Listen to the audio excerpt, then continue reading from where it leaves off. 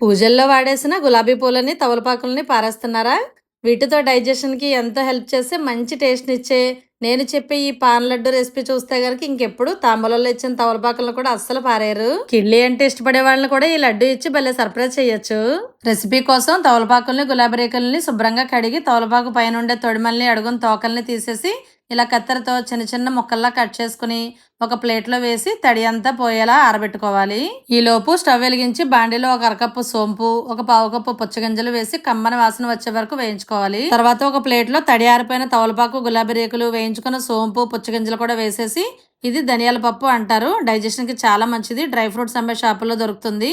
దీనిని కూడా ఒక అరకప్పు వేసి ఈ పాన్ లడ్డు మంచి కలర్ఫుల్గా ఉండడానికి ఇష్టమైతే టూటీ ఫ్రూటీలు, కలర్ సోంపు వేసి తీపి కోసం ఒక అరకప్పు కట్ చేసుకున్న ఖర్జూరం ముక్కలు, ఒక అరకప్పు ఎండు కొబ్బరి పొడి వేసి ఇవన్నీ బాగా కలిసేలా కలుపుకొని ఇలా చిన్న చిన్న లడ్డూలా చుట్టుకుని ఒక బాక్స్లో స్టోర్ చేసుకుంటే ఫ్రిడ్జ్లో పెట్టకపోయినా సరే 4 రోజుల వరకు నిల్వ ఉంటాయి.